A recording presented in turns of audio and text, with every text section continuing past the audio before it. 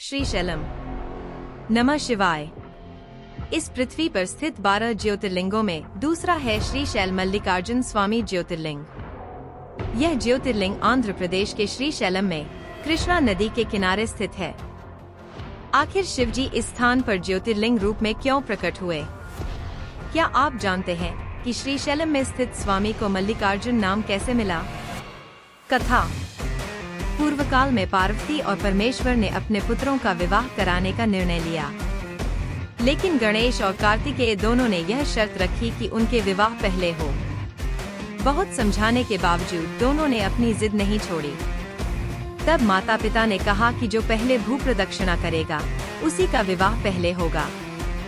यह सुनते ही कार्तिकेय अपने मोर वाहन पर तेजी से निकल गए, लेकिन गणेश भारी शरीर की वजह से यात्रा नहीं कर सकते थे। उन्होंने बुद्धिमानी से सोचा और माता पिता की 3 बार परिक्रमा की। उन्होंने कहा, शास्त्रों के अनुसार माता पिता की 3 बार परिक्रमा करने से भू प्रदक्षिणा के बराबर फल मिलता है। मैंने वही किया। उनकी इस चतुराई से प्रसन्न होकर पार्वती और परमेश्वर ने गणेश का विवाह सिद्धि और बुद्धि के साथ कर दिया। जब कार्तिकेय वापस लौटे तब तक गणेश का विवाह हो चुका था। इससे क्रोधित होकर कार्तिकेय क्रौंच पर्वत चले गए। माता पिता ने नारद के माध्यम से संदेश भेजा कि कार्तिकेय लौट आएं, लेकिन उन्होंने इनकार कर दिया। अपने पुत्र को छोड़ने में असमर्थ पार्वती देवी भी वहां चली गईं। बाद में परमेश्वर भी वहां गए। काफी मनाने के बावजूद कार्तिकेय वापस नहीं आए। अपने पुत्र को छोड़ने में असमर्थ शिवजी ने ज्योतिर्लिंग रूप धारण करके श्रीशैल पर्वत पर निवास किया। तब से पूर्णिमा के दिन पार्वती देवी और अमावस्या के दिन शिवजी अपने पुत्र को बुलाकर बात करते हैं। इस प्रकार परमेश्वर श्रीशैलम आए। मल्लिकार्जुन नाम का उद्गम। क्या आप जानते हैं कि श्रीशैलम में स्थित स्वामी को मल्लिकार्जुन नाम कैसे मिला? प्राचीन काल में चंद्रगुप्त नामक एक राजा थे। शिवजी की कृपा से उनकी एक पुत्री का जन्म हुआ, जिसका नाम चंद्रावती रखा गया। पुत्री के जन्म के बाद राजा युद्ध के लिए निकल गए। यह युद्ध कई वर्षों तक चला। आखिरकार राजा ने शत्रु राजाओं को पराजित कर अपने घर लौटने का निर्णय लिया।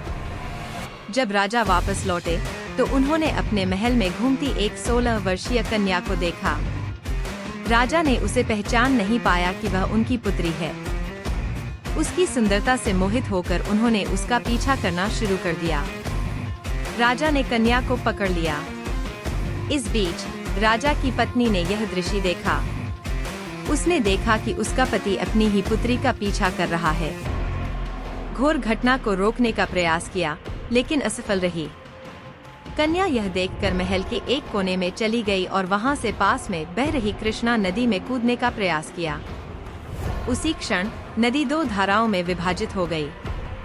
राजा उसका पीछा कर रहे थे। कन्या ने उन्हें रोकने का प्रयास किया, लेकिन असफल रही।